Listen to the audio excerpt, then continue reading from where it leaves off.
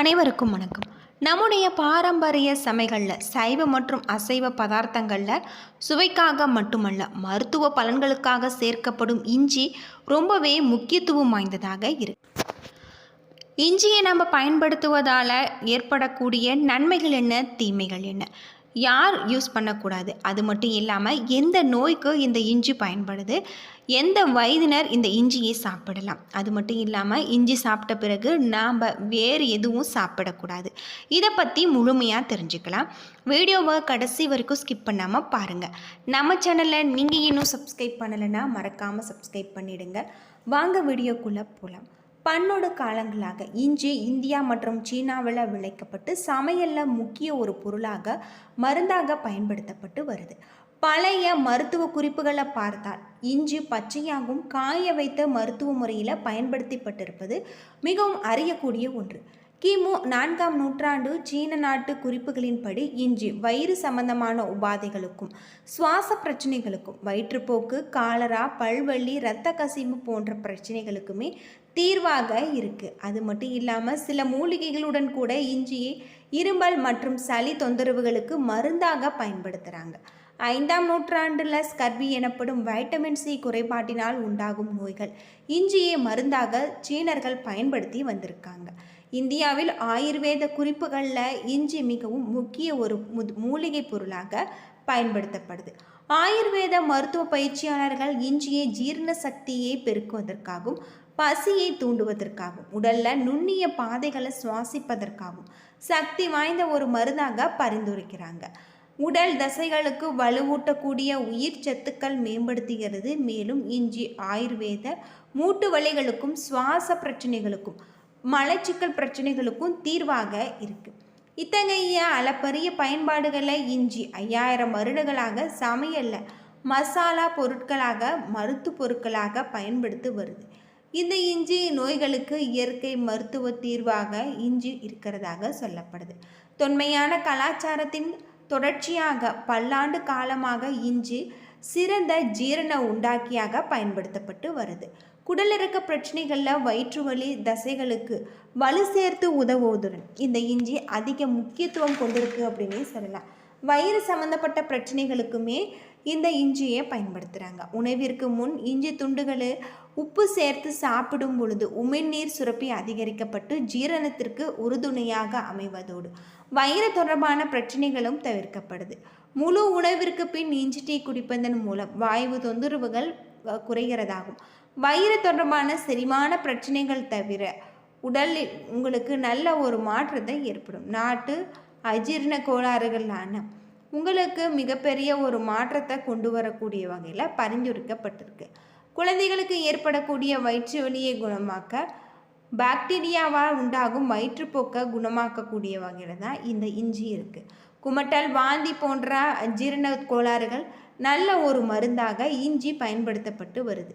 கர்ப்பிணி பெண்கள், மலச்சிக்கல், காலை நேரம் உங்களுக்கு உபாதைகள், பயணத்தினால் ஏற்படக்கூடிய மனச்சிக்கல் மற்றும் குடல் போன்ற பிரச்சனைகளுக்கு நல்ல ஒரு தீர்வு. அது மட்டும் இல்லாமல் குமட்டலுக்கு நல்ல ஒரு தீர்வாக இஞ்சி பயன்படுத்தப்பட்டு வருது.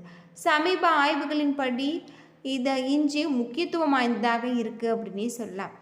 அஜீரண கோளாறுகளுடன் தொடர்புடைய தலை சுற்றல், மயக்கம், ஜீரணம் உங்களுக்கு மிகப்பெரிய ஒரு தீர்வு கிடைக்கக்கூடிய வகையில் தான் இருக்குது. இதனுடைய வேதிப்பொருள் மூளையில் செயல்பட்டு நரம்பு மண்டலத்திற்கு மிகப்பெரிய ஒரு கட்டுப்படுத்தி குமட்டலில் வாந்தி, அதே மட்டும் இல்லாமல் உங்களுக்கு இந்த காரியத்தில் கட்டுப்படுத்துகிறது என்பதை நம்ம ஆராய்ச்சியாளர்கள் சுட்டி காட்டியிருக்காங்க. அது மட்டும் இல்லாமல் இஞ்சியில் இருக்கக்கூடிய ஜிஞ்சர்லா எனப்படும் பொருள் மூட்டு மற்றும் தசை வலிகளுக்கு நல்ல நிவாரணியாக பயன்படுத்தப்படுது. பொதுவாக சமையல் அறையில் பயன்படுத்தக்கூடிய முக்கியமான பொருள் அப்படின்னு பார்த்தா இஞ்சி. ஆனால் சிலர் இஞ்சி சாப்பிடவே கூடாது, சாப்பிட்டால் பல பிரச்சனைகள் சந்திக்க நேரிடும் அப்படின்னும் சொல்லுவாங்க. இஞ்சியை பல வழிகளில் பயன்படுத்துகிறோம். முக்கியமாக நம்ம அன்றாட காய்கறிகளில் இஞ்சி கட்டாயம் இருக்கும். இது காய்கறிகளின் மேலும் சுவையை மாற்றுவதாகவும் பலர் இஞ்சியை டீயில் சேர்த்து குடிப்பாங்க. இஞ்சி டீ நம்முடைய ஆரோக்கியத்திற்கு பல வகைகளில் நன்மையை ஏற்படுத்தும். இஞ்சில் இருக்கக்கூடிய பல மருத்துவ குணங்கள் இருமல், சளி, வாதம் போன்ற பல சிறிய பிரச்சனைகளில் குறைக்க மிகவும் திறன்பட செயல்படுகிறது. ஆனால் இஞ்சி சிலருக்கு நல்லதை விட தீமையே அதிகம் செய்கிறது அப்படின்னு சொல்கிறாங்க. முக்கியமாக இதை அளவுக்கு அதிகமாக எடுத்துக்கொண்டால். இஞ்சியை யார் அதிகமாக சாப்பிடக்கூடாது, இதை அதிகமாக சாப்பிடுவதால் ஏற்படக்கூடிய பிரச்சனைகள் என்ன அப்படிங்கிறதையும் நாம் தெரிந்து கொள்வது நல்லது.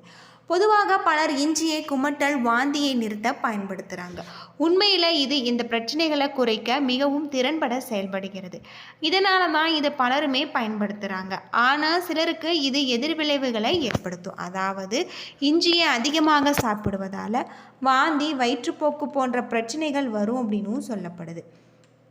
இஞ்சியில் கேப்சின் என்னும் சேர்மம் இருப்பதாலும் இந்த சேர்மம் மிளகாயில் காணப்படுகிறது. அதாவது நீங்கள் இதை அளவுக்கு அதிகமாக உங்களுடைய வாயில் எரிச்சலை ஏற்படுத்தும். வாயில் கடுமையான எரிச்சல் ஏற்படக்கூடிய வகையில் சொல்லப்பட்டிருக்கு. நீங்கள் சாப்பிடும் உணவில் அல்லது குடிக்கும் பானங்களில் இஞ்சியை அதிகமாக பயன்படுத்தினால் உங்களுக்கு வயிற்றுப்போக்கு பிரச்சனைகள் வரலாம் என நிபுணர்கள் கூறியிருக்காங்க. மலச்சிக்கல் பிரச்சனை உள்ளவர்கள் இதனை பயன்படுத்துவது நன்மை பயக்கும் அப்படின்னு சொல்லப்படுது.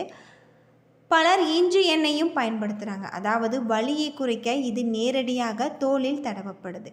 இஞ்சி எண்ணெயில் சில ரசாயனங்கள் இருக்குது. சிலருக்கு தோலை எரிச்சல் ஊட்டும். இஞ்சி எண்ணெயை நேரடியாக சருமத்தில் தடவினார் சருமத்தில் அரிப்பு, சிவத்தல் போன்ற பிரச்சனைகள் வரும்.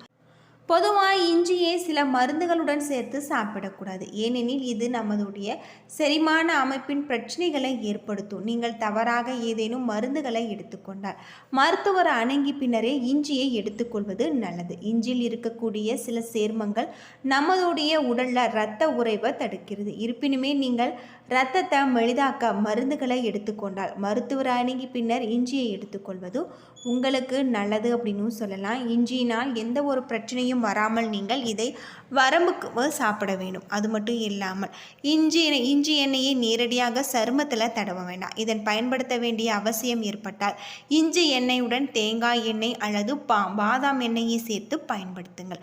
கர்ப்பிணி பெண்கள் அல்லது பாலூட்டும் தாய்மார்கள் இஞ்சியை அதிகமாக சாப்பிட வேண்டியிருந்தால் முதலில் மருத்துவரை அணுக வேண்டும். நீங்கள் தவறான ஏதேனும் மருந்துகளை எடுத்துக்கொண்டால் நீங்கள் நிச்சயமாக மருத்துவரை அணுக வேண்டும். அதே போல் குறைந்த அளவில் இஞ்சி சாப்பிட்டால் இருமல், சளி போன்ற சிறு பிரச்சனைகள் நீங்கும் அப்படின்னு சொல்கிறாங்க. பொதுவாக இது போல் நம்ம இஞ்சியை பயன்படுத்துவதும் நல்லதாக இருக்கும். பொதுவாக இஞ்சி செரிமானத்திற்கு உதவும் ஒரு மருத்துவ மூலிகை. இந்த நேரத்தில் நம்ம இஞ்சியை பயன்படுத்தும் பொழுது செரிமான பிரச்சனைகளுக்கு நல்ல ஒரு தீர்வு. இஞ்சி உடம்பில் இருக்கக்கூடிய புண்களை ஆற்றும் பண்பு உண்டு. இதில் நிறைந்த மருத்துவ குணங்கள் இருக்குது.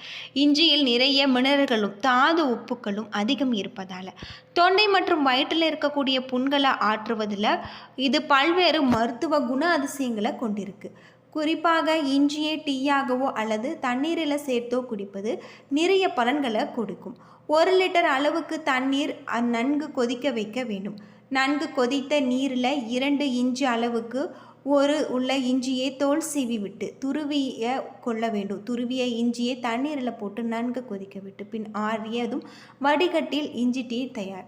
இந்த நீரை தினமும் குடித்து வந்தால் உடலில் நிறைய ஆரோக்கிய மாற்றங்கள் ஏற்படும். தினமுமே குறைந்தபட்சம் 1 கிளாஸ் இஞ்சியை குடிப்பதால் இஞ்சி தண்ணீரை குடித்து வந்தால் தினமும் ஜீரண மண்டலம் பலப்படலாம். அஜீரண கோளாறுகளை தடுப்பதோடு குமட்டல் மற்றும் தோல் எரிச்சல் ஆகியவற்றை தீர்க்கக்கூடியதாக இருக்குது. இஞ்சியை நாம் நீரிழிவு நோயை கட்டுப்படுத்தக்கூடிய வகையில் இருக்குது. இஞ்சி தண்ணீர் ஒரு வரப்பிரசாதம் என்றே சொல்லலாம். இஞ்சி தண்ணீரை தினமும் குடித்து வருவது சிறுநீரக கோளாறு ஏற்படாமல் தவிர்க்க உதவுவதோடு நீரிழிவினால் ஏற்படக்கூடிய விளைவுகளையும் கட்டுப்படுத்தும். இரத்தத்தில் இருக்கக்கூடிய சர்க்கரையுடைய அளவை கட்டுக்குள் வைத்திருக்கும் அப்படின்னு சொல்லலாம். ஏன்னா நண்பர்களே, இந்த வீடியோ உங்களுக்கு பயனுள்ள ஒரு தகவலை தந்திருக்கும்னு நினைக்கிறேன். வீடியோ பிடிச்சிருந்தா லைக் பண்ணுங்கள், ஷேர் பண்ணுங்கள், கமெண்ட் பண்ணுங்கள். நன்றி நண்பர்களே.